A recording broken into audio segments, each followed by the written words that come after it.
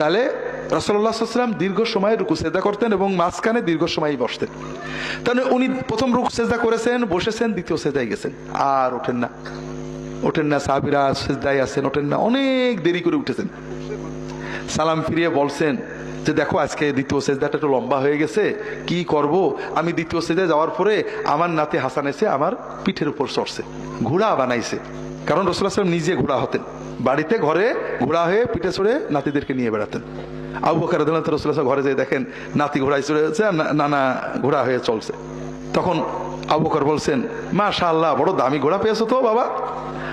তখন রাসূলুল্লাহ সাল্লাল্লাহু আলাইহি ওয়াসাল্লাম বলছেন, কেন, ঘোড়ার আরোহী ঘোড়ায় যে চড়েছে সে দামি না? সেও অনেক দামি। আল্লাহু আকবার। রাসূলুল্লাহ সাল্লাল্লাহু আলাইহি ওয়াসাল্লাম বলছেন যে আমার নাতি এসে পিঠে চড়েছে, ওর শখ হয়েছে ঘোড়ায় চড়ার। আমি চিন্তা করলাম নাতিটা একটু ঘোড়ায় চড়ুক, ও যতক্ষণ নিজে নেমে না যায় আমি ওকে জোর করে নামালাম না। আল্লাহু আকবার। আমাদের কোনো ইমাম যদি এরকম নাতি কাঁধে চড়ার কারণে দ্বিতীয় সেজদা লম্বা করতো, ওর সালামের আগেই চাকরি চলে যেত। আল্লাহু আকবার। আল্লাহর হাবিব মুহাম্মদ রাসূলুল্লাহ সাল্লাল্লাহু আলাইহি ওয়াসাল্লাম কোলের উপরে নাতিদের নিয়ে কুস্তি করাতেন, চুমু খেতেন, আদর করতেন, তাদের সাথে খেলা করতেন। এটা হলো ইসলাম। ছেলে আদর করছি, আড্ডা দিচ্ছি, বউয়ের সাথে আড্ডা দিচ্ছি, এটা ইসলামের ইবাদত। এ সময় মনে থাকবে কেন আল্লাহর কথা? এত কম থাকাটাই নিয়ম। আল্লাহ রাসূল সাল্লাল্লাহু আলাইহি ওয়াসাল্লামের সাহাবী হানজালা রাদিয়াল্লাহু তাআলা আনহু একদিন বাড়ি থেকে বেরিয়েছেন, আবু বকর রাদিয়াল্লাহু তাআলা আনহুর সাথে দেখা। হানজালা, কি হয়েছে? না ফাঁকা হানজালা। আবু বকর, হানজালা মুনাফিক হয়ে গেছে। কেন?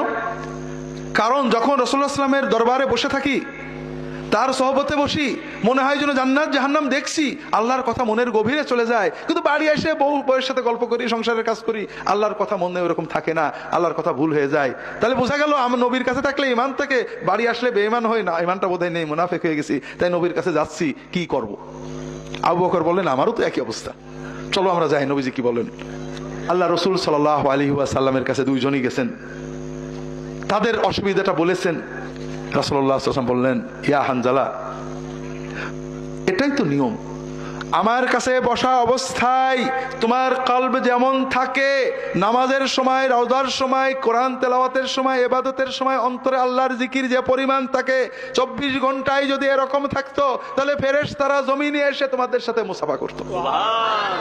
লাকিন ইয়া হানজালা সাআতুন ওয়া সাআ, আল্লাহ রাসূল বলছেন, হানজালা, ওই রকম হওয়া সম্ভব নয়। কিছু সময় আল্লাহর জিকির কলবে বেশি থাকবে, কিছু সময় দুনিয়ার কাজকামে ব্যস্ত থাকতে হবে, এদিকে কিছু সময়, এদিকে কিছু সময়, এটাই হলো নিয়ম। কথা বোঝেননি?